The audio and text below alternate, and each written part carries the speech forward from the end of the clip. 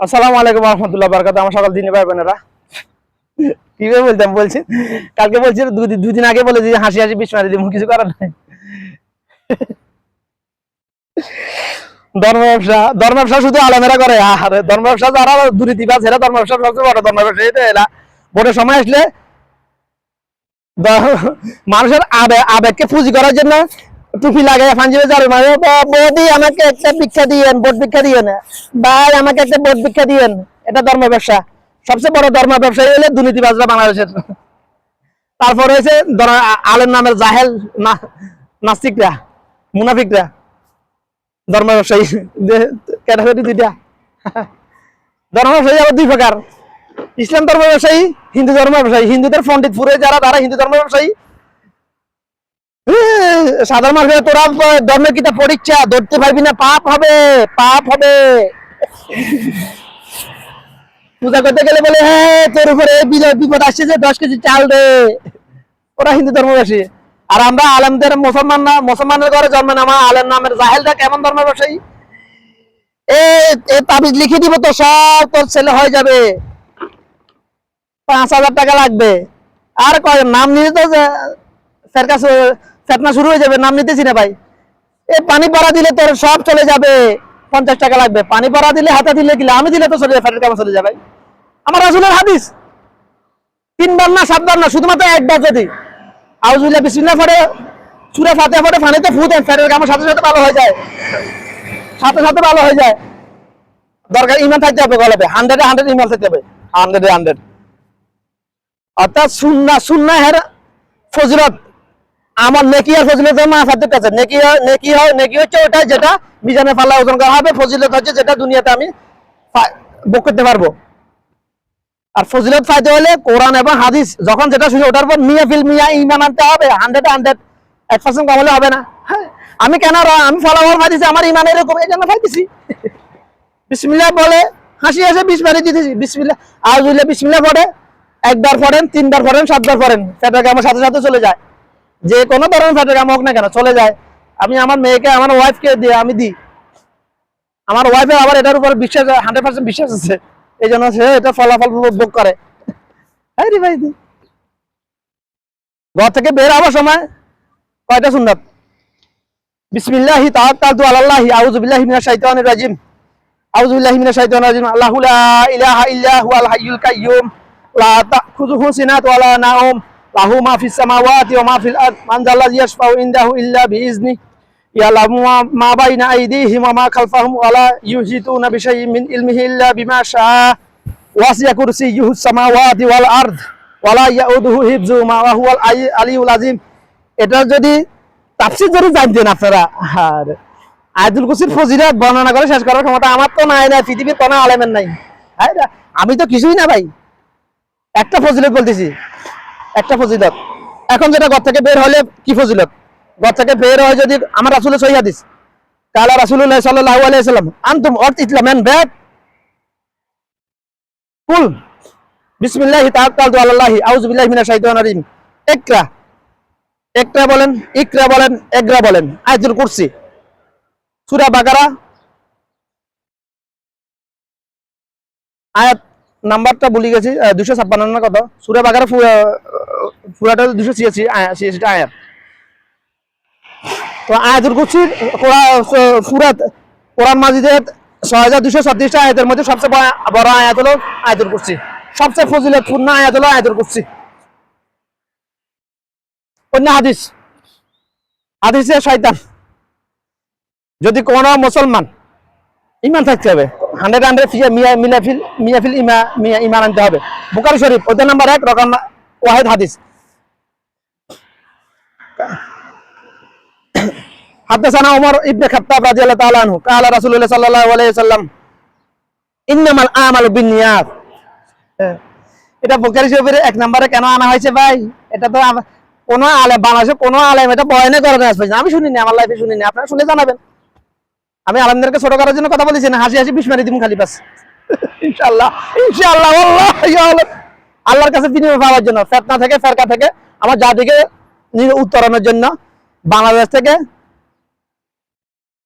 কি বলে বিজাত নির্মূল করার জন্য, শিরিক নির্মূল করার জন্য, ইনশাআল্লাহ দুর্নীতি চাঁদাবাজি সিন্ডিকেট নির্মূল করার জন্য ইনশাআল্লাহ।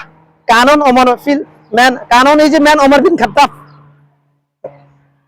আমি ওপেন চ্যালেঞ্জ করতেছি বাঙালি জাতিকে, ওপেন চ্যালেঞ্জ, শুধুমাত্র একটা আইন পাস করবো বাংলাদেশে, বাংলাদেশ 3 বছরের মধ্যে সিঙ্গাপুর হয়ে যাবে। শিক্ষা পেয়েছি হাদিস থেকে, কোরআন হাদিস থেকে, থিওরি পাইছি আমি, থিওরি কারণে শেয়ার করবো না। ওই থিওরির সামান্য একটা নমুনা বাংলাদেশে নাকি ফাঁস করা হয়েছে, মানে কে দুর্নীতিতে ধরা খাইলে বহিষ্কার, ওটা হচ্ছে দুনিয়া, মানে ওটা হচ্ছে শূন্য সম্মতন, ওটা হচ্ছে বিজাতি আইন। ওটা মানুষের বানানো যত আইন আছে সবগুলো মানুষের সুবিধাভোগী আইন। ওটা ওখানে ফেরকা আছে রে ভাই, হ্যাঁ, যাতে এই আইন ফাঁস করছে, যে মুনাফিক এই আইন ফাঁস করছে, ওই মুনাফিক দুর্নীতিবাজ। আমি কি এমনি বলেছি ফমান ছাড়া বাংলাদেশে যত সরকার আছে গেছে এখন যারা আছে সবাই দুর্নীতি সিন্ডিকেট চাঁদাবাজির সাথে সরাসরি প্রত্যক্ষভাবে জড়িত। এই যে আইন পাস করছে, দুর্নীতি করলে বহিষ্কার দল থেকে, এটা তো দেশের মানুষের আবেগ নিয়ে খেলা করা, তামাশা করা ভাই। কেমনে যেটা ব্যাখ্যা দিতে জানি না ওটা কথা বলি না, যেটা সাইন্টিফিক অ্যানালাইসিস ব্যাখ্যা দিতে পারি না ওই শূন্য নিয়ে কথা বলি না, আর যেটা মানুষের অধিকার নিয়ে যেটার ব্যাখ্যা দিয়ে প্র্যাকটিক্যাল ব্যাখ্যা ওটা দিয়ে কথা বলি না, আমি বলি না এতদিন পর্যন্ত। ইনশাল্লাহ ভবিষ্যতে আমার আজকের পর থেকে মৃত্যুর আগে কখনো আমার কোনো একটা নিয়ে কেউ টারকাবাজি করার সুযোগ পাবেন না ইনশাল্লাহ, নেগেটিভ কমেন্ট করার সুযোগ পাবেন না ইনশাল্লাহ। যারা আমাকে নিয়ে নেগেটিভ কমেন্ট করেছে এটা আমার রিসার্চ ছিল, মুনাফিকদের নিয়ে আমার রিসার্চ ছিল। হাসবেন না, আমি হাসতে বলছি না, হাসি হাসি পিস মারি দিব। বাংলাদেশের যে আইনটা পাস করা হয়েছে, আইন পাস করা হয়েছে আসলে জানি না নাকি সোশ্যাল মিডিয়াতে মানুষ এনে পোস্ট করছে, ভিডিও ফুটেজ পাই নাই তো আমি, আকামা খালেদের ভিডিও ফুটেজ পাই নাই, হাতের ফটো দিয়ে খালি লিখতেছে, লেখা আর ভিডিও ফুটেজ ফটো আছে। আরে আইন পাস করবি বন্ধ কামরার ভিতরে কেন রে ভাই, খোলা মাঠে আইন পাস করছা, হ্যাঁ আরাম দাদা আগল এসি ব্যবহার করতেছিস। ওমর ইবনে খাত্তাব কেমন ছিলেন জানিস, রাত্রে লিখি করতেছে, ওই সময় তো লাইট ছিল না, হারিকেন ছিল, হারিকেন নিবে রেখছে, নিবে ডিম করে রেখছে, এক সাহাবী আসে বলে ইয়া ওমর কিন্তু লেফট সাইড আদা নমুনা কে সাই নূর জাইফ, লেফট সাইড জাইফ নূর, ওমর তুমি কেন এটা ডিম করে রেখছো? বললো এটা তো আমি তো আমার রাষ্ট্রীয় কাজ করতেছি না, আমার ব্যক্তিগত কাজ করতেছি, আমার রাষ্ট্র তো, এটা তো আমার রাষ্ট্রের হক, হারিকেন এটা তো আমার রাষ্ট্রের, আমি তো আমার ব্যক্তিগত কাজ করতেছি, যদি বেশি আলো জ্বালাই দিই তাহলে তেল বেশি যাবে না আল্লাহর কাছে, যদি আল্লাহ যদি আমাকে এটার জন্য ধরে। হ্যাঁ এমন ছিল আমার রাদিয়াল্লাহু তাআলা, আমি কি এমনি বলতেছি ভাই, বিষ মারা চলতেছে রে ভাই, আমি এমনি বলতেছি না তো। 3 বছরের মধ্যে বাংলাদেশে সিঙ্গাপুর বানাবো এমনি বলতেছি না ভাই, বা শুধুমাত্র একটা আইন বাস্তবায়ন করতে হবে বাংলাদেশে, বাংলা সিঙ্গাপুর হয়ে গেছে। আরে শেখ হাসিনা রে কি ভুল করলি তুই, তোরা কত ভালোবাসি রে, যদি তোর যৌবন থাকতো বিয়ে করতাম তোরে, ও শেখ হাসিনা রে, তোর এক্সপায়ার ডেট শেষ, এই জন্য বিয়ের ফাঁসা দিতেছি না আমি। যদি শেখ হাসিনা এক্সপায়ার ডেট থাকতে আল্লাহর কসম করে বলতেছি, শেখ হাসিনা সে আগে এত সুন্দর মায়াবী, এই রে শালা ধর্মের ব্যবসায়ী গল, লক্ষ লক্ষ টাকা খরচ করে তোদেরকে ওয়াশ করার জন্য, আরে তোরা না একাদের কথা কস, হ্যাঁ কি, আরে শালা কি ভুলি গেছি, ক্যাটরিনা কাইফ, রাশমিকা কি আলু অর্জুনের বউ, আর নায়িকা তোরা কয়জন ছিল ভাই, আমার থেকে বেশি ছিল নায়িকা, হ্যাঁ তামান্না বাদ, আলিয়া বাদ, কয়টা নায়িকার নাম চিনেছে তোরা ওয়াজ করার জন্য আনছে, কোরআন হাদিস আল্লাহ কালাম আল্লাহ, তুই যেহেতু বুঝোস, যারা বুঝে না তাদেরকে বুঝানোর জন্য তোরা আনছে লক্ষ লক্ষ, তুই এর কেন নায়ক না মাহির কথা করে, এক বেশ্যা, হ্যাঁ মুনাফিকে জাত ধর্মের ব্যবসায়ী। যদি সামনে পাইতাম আল্লাহর জোতার, এই জোতা কসম আল্লাহর, জোতা বাড়ি খাইতে যেতে, জোতার বাড়ি খাই যেত, হ্যাঁ রে শালার, তোর 3 কোটি টাকা খরচ করি তোর জন্য ওয়াজ মাহফিলের আয়োজন করছে, তুই যে ধর্ম ব্যবসায়ী, যারা 3 কোটি টাকা খরচ করছে ওয়াজ মাহফিলের আয়োজন করছে, হেরা ধর্ম ব্যবসায়ী, তোরা শুধু ডায়লগ দিবেন লাইনছে, এই ডায়লগ বাংলাদেশে জানে না, একদল খাইছে আরেকদল খাবে, তোরা ডায়লগ কিন্তু দেওয়ার জন্য আনছে। হ্যাঁ তুই কালাম আল্লাহ বুঝো জানাস, তুই আমার জাতিকে, আমার পুরো জাতি 73টা দলে বিভক্ত হয়ে গেছে, ওদেরকে এক দলে আনার জন্য কথা না বলবি তুই, হ্যাঁ হারাম মুনাফিকের দল ধর্মের ব্যবসায়ী, তোরে মালয়েশিয়া থেকে এটার জন্য আনছে এত এত টাকা খরচ করে, কত লক্ষ টাকা দিছ তুই?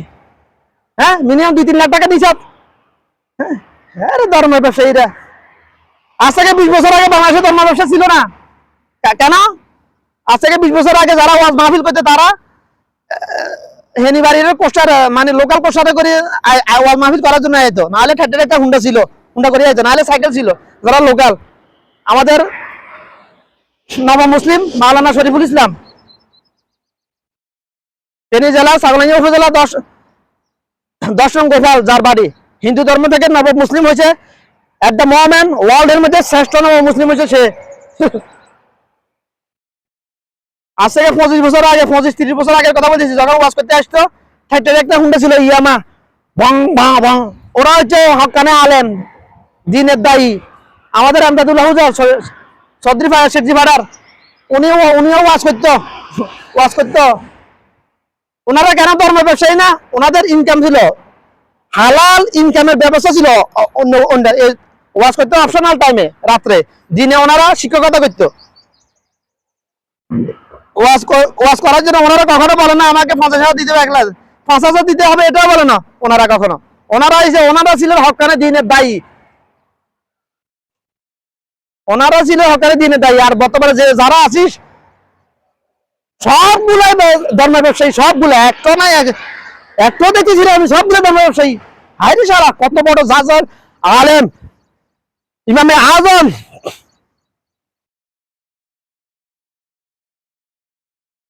আজম, আহারে কারণ বুখারী, ইমাম বুখারী। কিভাবে বুঝাইতাম জাতিরে, কিভাবে বুঝাইতাম? হ্যাঁ,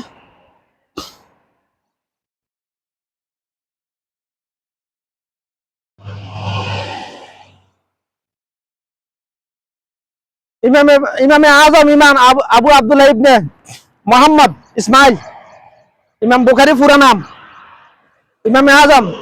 উনি যদি বলে লাদ্রি, উনি যদি বলে লাদ্রি, আমি জানি না, ক্ষেত্র সময় সাপেক্ষে যদি বলে, আর তোরা কোন ক্ষেত্রে কত বড় জাজের আলেম হয়ে গেলি রে, যে প্রশ্ন করা হয় উত্তর দিয়ে দিস, হাই রে শালা ধর্মের ব্যবসায়ী রে, হাই রে, নাম নিব না, হাসি হাসি পিস মারি দিব, হাই রে ধর্মের ব্যবসায়ী রে। আরে ও শেখ হাসিনা রে, তোরা ভালোবাসি রে, বাংলাদেশে চলি আয়। শেখ হাসিনা যদি 2টা কাজ না করতো, 2টা কাজ, ইসলাম ধর্মদ্রোহী যদি কাজ না করতো, বাংলাদেশে হিন্দু শাসিত করে যদি চেষ্টা না করতো, বাংলাদেশের নিরাপদ আলেমদেরকে যদি জেহালে না দিত, কিছু আলেমকে জেহালে দিয়ে ভালো করেছিল, আর কিছু আলেমকে জেহালে দিয়ে দ্বীনের ক্ষতি করে দিয়েছে। আল্লামা দেলোয়ার হোসেন সাঈদী,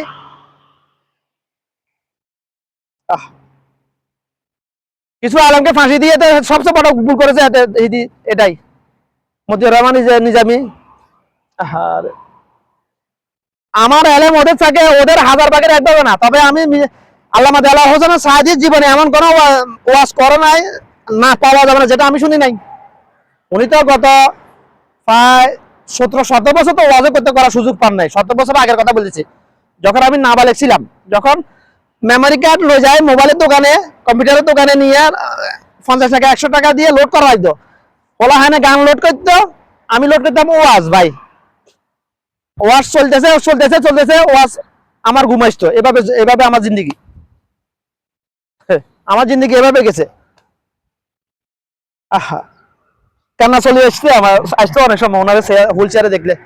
আল্লামা দেলোয়ার হোসেন সাঈদী, শেখ হাসিনার সবচেয়ে বড় ভুল হচ্ছে এটা। কিন্তু সমস্যা হলে নাস্তিক গুলো স্বীকার করে না, এটাই স্বীকার করে না। হারে আমি সব বাদে, আমি লিখে সব বাদ দিলাম, হারে এটাই স্বীকার করে। আল্লামা দেলোয়ার হোসেন সাঈদীকে ক্ষমতার অপব্যবহার করে জেলে দিয়ে ভুল করেছে এজ এ মুসলমান, এটা তো স্বীকার করতে হবে। যার নাম মানুষ এবং শয়তানের মধ্যে পার্থক্য শুধু